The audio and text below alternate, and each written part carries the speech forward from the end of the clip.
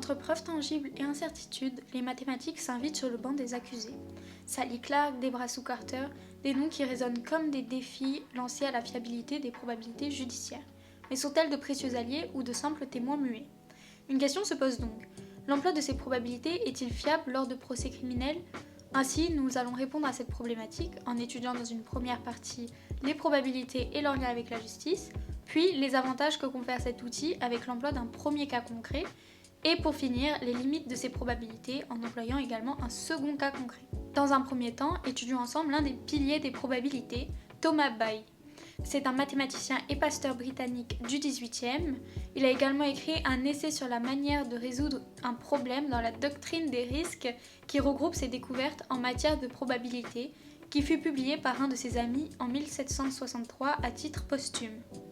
Et c'est de par un long cheminement trouvant son origine dans la définition de la probabilité conditionnelle, c'est-à-dire lorsque la probabilité d'un événement sachant qu'un autre événement a eu lieu, que Thomas Bayes en est arrivé à cette formule. En effet, on sait que la probabilité de A sachant B est égale à la probabilité de A inter B sur la probabilité de B. Or, la probabilité de B sachant A est égale à la probabilité de A inter B sur la probabilité de A. Donc, P de A inter B égale P de B sachant A fois P de A, d'où P de A sachant B est égal à P de B sachant A fois P de A sur P de B. De plus, ce théorème, aussi appelé probabilité des causes, est souvent appliqué au niveau judiciaire. Effectivement, selon le site officiel de la Gendarmerie nationale, le théorème de Bayes est un théorème dont la mise en application permet une interprétation rigoureuse des indices en respectant le principe fondamental du débat contradictoire. Prenons l'exemple de Monsieur X. Désolé Léon, j'ai pas le choix. Accusé d'avoir volé une montre dans un magasin. On a alors l'événement C, Monsieur X est coupable, qui est égal à 10%. Et l'événement E, on a retrouvé les empreintes digitales de Monsieur X, qui est égal à 13,5%. Donc, on a P de C qui est égal à 0,1, P de E sachant C qui est égal à 0,9, et P de E qui est égal à 0,135. On va donc chercher P de C sachant E, donc la probabilité que Monsieur X soit coupable, sachant qu'on a retrouvé ses empreintes digitales. Donc le calcul est le suivant, P de C sachant E est égal à P de E sachant C fois P de C sur P de E, ce qui est égal à 0,9 fois 0,1 sur 0,135 et donc environ à 0,67. On constate donc que grâce au théorème qui a permis de rajouter la preuve, donc les empreintes au calcul, la probabilité que Monsieur X soit coupable est passée de 10 à 67%. Les probabilités apportent des avantages significatifs dans la résolution des affaires criminelles. Elles fournissent une méthode objective et rigoureuse pour évaluer les preuves présentées au cours d'un procès. En quantifiant les probabilités des événements, elles diminuent la subjectivité et les préjugés susceptibles d'influencer les décisions judiciaires, assurant ainsi un traitement plus équitable pour toutes les parties concernées. De plus, au lieu de se baser uniquement sur des intuitions ou des suppositions, les juges et les jurés peuvent utiliser des données empiriques pour évaluer la force des preuves et prendre des décisions justes et objectives. L'analyse probabiliste peut également aider à détecter les erreurs judiciaires en identifiant les failles dans les preuves. En révélant les incohérences ou les lacunes dans les arguments, les probabilités contribuent à prévenir les condamnations erronées et à garantir une justice équitable. Un exemple réel de l'utilisation réussie des probabilités dans un procès est le cas de Dennis Fritz et Ron Williamson, deux hommes condamnés à tort pour le meurtre de Debra Sue Carter et qui ont été libérés grâce à l'usage de la preuve ADN. En 1982, Debra Sue Carter a été retrouvée assassinée dans son appartement en Oklahoma. Dennis Fritz et Ron Williamson ont été accusés du crime, en grande partie sur la base de témoignages douteux et de preuves circonstancielles. Ils ont été condamnés avec Williamson recevant une peine de mort et Fritz une peine de prison à vie. En 1999, grâce aux avancées génétiques, des échantillons d'ADN récupérés de la scène de crime ont été testés.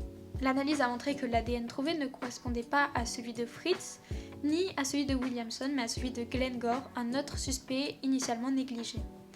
En effet, au départ, avant les résultats des preuves, nous avions l'événement C, Williamson et Fritz sont coupables qui était égal à 1%, et l'événement E, on a retrouvé des preuves ADN appartenant potentiellement aux deux suspects qui étaient de 10,7%. Nous avons donc P de C égale 0,01, P de E égale 0,107, P de E sachant C qui est égal à 0,9 et P de E sachant C bar qui est égal à 0,1. Donc, en utilisant le théorème de Bayes, nous obtenons P de C sachant E qui est égal à P de E sachant C fois P de C sur P de E qui est donc égal à environ 0,07. Pour le moment, sans les résultats ADN, et donc par supposition, la culpabilité de Williamson et Fritz est passée de 1% à 7%. En revanche, au moment des résultats ADN, la probabilité que ce soit ceux de Williamson et Fritz est très faible, soit 0,01%. De plus, la probabilité que les accusés soient innocents et que l'ADN appartienne à Glenn Gore, l'homme qui avait témoigné contre eux, est de 99%. Nous avons donc P de C sachant ADN qui est égal à 0,0001, P de ADN qui est égal à environ 0,91% selon la formule des probabilités totales, et donc P de ADN sachant C est égal à P de C sachant ADN fois P de ADN sur P de C qui est égal à 91 sur 100 000. Avec ces probabilités et en considérant la faible probabilité initiale que Fritz et Williamson soient les coupables après la découverte de cette nouvelle preuve, donc très proche de zéro, l'application du théorème de Bayes montrerait que la probabilité de culpabilité de Gore devient presque certaine. Les calculs de probabilité et l'analyse ADN ont conduit à l'acquittement de Dennis Fritz et Williamson en 1999. La preuve ADN et l'application rigoureuse des probabilités ont démontré l'innocence des hommes condamnés et identifié le véritable coupable, Glenn Gore, qui a ensuite été inculpé et condamné. Ce cas montre comment les probabilités et les preuves ADN peuvent être utilisées efficacement dans les tribunaux pour corriger des erreurs judiciaires et garantir une justice équitable.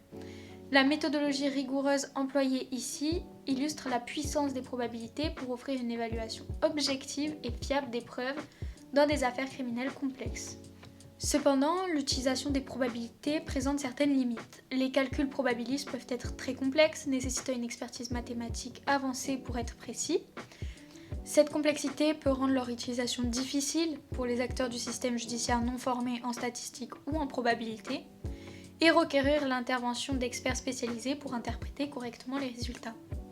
De plus, les résultats probabilistes peuvent être mal compris par les juges, les avocats et les jurés. Une compréhension approfondie des concepts probabilistes est nécessaire pour éviter les erreurs d'interprétation et garantir une utilisation adéquate des résultats dans le processus décisionnel. En outre, il existe un risque de manipulation ou de présentation sélective des preuves probabilistes pour favoriser une conclusion spécifique. Les avocats et les experts peuvent utiliser des méthodes probabilistes pour mettre en avant les preuves soutenant leur argumentation tout en ignorant ou minimisant celles qui pourraient leur être défavorables, compromettant ainsi l'intégrité du processus judiciaire. Examinons l'affaire Sally Clark contre l'État en 1998. Cette jeune avocate britannique est accusée du meurtre de ses 2 enfants. La mort du premier semble être un cas de mort subite du nourrisson, c'est-à-dire le décès inattendu d'un enfant âgé de 1 mois à 1 an, en bonne santé apparente et sans antécédents, pouvant expliquer la tragédie. Cependant, l'autopsie du 2e enfant, conçu 1 an plus tard, révèle les signes suspects de maltraitance, soulevant des doutes sur la culpabilité de Sally Clark, qui a découvert son enfant inanimé. Malgré des preuves minimes et des témoignages la décrivant comme une mère aimante, les probabilités l'ont conduite derrière les barreaux. En effet, un rapport du CESDI, enquête confidentielle sur les enfants morts-nés et les morts de nourrissons, identifie 3 critères ayant un impact significatif sur la fréquence de ce type de drame. Mère de moins de 27 ans, famille avec fumeur ou famille avec 2 parents chômeurs. Or, dans une famille comme les Clark ne présentant aucun des 3 critères, la probabilité d'un tel événement s'élève selon l'étude à 1 sur 8543. Le très médiatique Roy Meadow, pédiatre britannique et expert prisé des cours de justice, appelé par l'accusation, en déduit qu'elle est de 1 sur 8543 au carré, Sally n'ayant pas perdu 1 mais 2 enfants, soit une probabilité de 1 sur 73 millions. Un raisonnement simple et clair qui a su convaincre le juge. Seulement, on ne peut s'empêcher de se demander, Madame Clark est-elle réellement coupable ? En réalité, le raisonnement de Meadow est vicié par 2 erreurs. En effet, la première consiste à supposer que les 2 morts subites du nourrisson dans une même famille puissent être 2 événements aléatoires et indépendants l'un de l'autre, et de ce fait calculer le carré de la probabilité qu'elle en perde 1.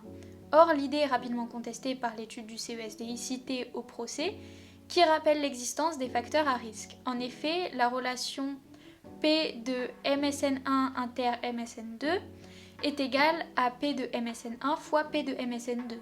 Donc ça suppose que les 2 événements MSN1 et MSN2 sont indépendants. Et cela est totalement faux. De plus, la probabilité de 1 sur 8543 a été obtenue en ne tenant compte que des facteurs minimisant le risque de mort subite du nourrisson. Un facteur important omis est le sexe masculin des deux enfants, ce qui augmente considérablement les risques de mort subite du nourrisson.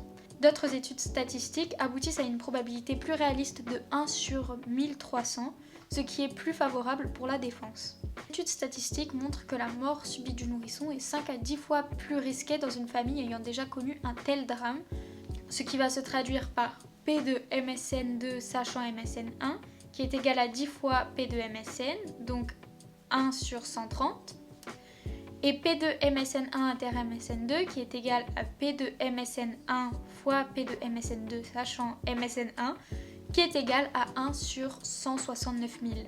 La deuxième erreur est le sophisme du procureur. On entend par là un raisonnement faux, mais en apparence vrai. En termes de mathématiques, il résulte d'une mauvaise interprétation des probabilités conditionnelles qui se traduit par exemple par une confusion entre deux probabilités. Dans notre cas, P de I sachant M2 et P de M2 sachant I. En effet, Mido explique que la probabilité P de M2 sachant I, les deux enfants d'une famille sans facteur à risque meurent par hasard, est minuscule. Il en conclut qu'il est de même pour la probabilité P de I sachant M2, la mère est innocente sachant que les deux enfants sont morts. Or, ces deux probabilités n'ont aucune raison d'être égales.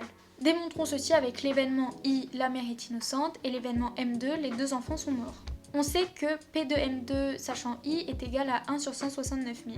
En utilisant Bayes, on obtient P de I sachant M2 qui est égal à P de M2 sachant I fois P de I sur P de M2, qui est égal à 1 sur 169 000 fois P de I sur P de M2. Généralement, on peut estimer que P de I, donc la probabilité qu'une mère ne tue pas ses deux enfants, est très voisine de 1, et qu'au contraire, P de M2, la probabilité d'observer deux décès de nourrissons, est très proche de 0. Donc le quotient P de I sur P de M2 est très grand.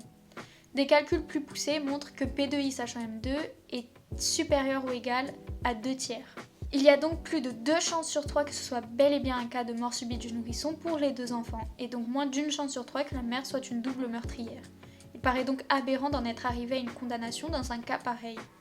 Ainsi, ma conclusion ne diffère pas tant de celle des deux mathématiciennes, Leila Schneps, une mathématicienne américaine, vivant en France et directrice de recherche CNRS à l'Institut de mathématiques spécialisé dans la théorie des nombres, et sa fille Coralie Colmez, toutes deux autrices d'un livre intitulé « Les maths au tribunal, quand les erreurs de calcul font les erreurs judiciaires ». En effet, je crois fermement que bannir les mathématiques du tribunal serait une réelle perte pour notre justice. Malgré tout, il ne faut pas sous-estimer leur dangerosité lorsqu'on en use à mauvais escient. En ce sens, je pense que les probabilités sont une preuve à double tranchant, dont la fiabilité dépendra de la prudence avec laquelle on en use, ainsi que nos intentions derrière.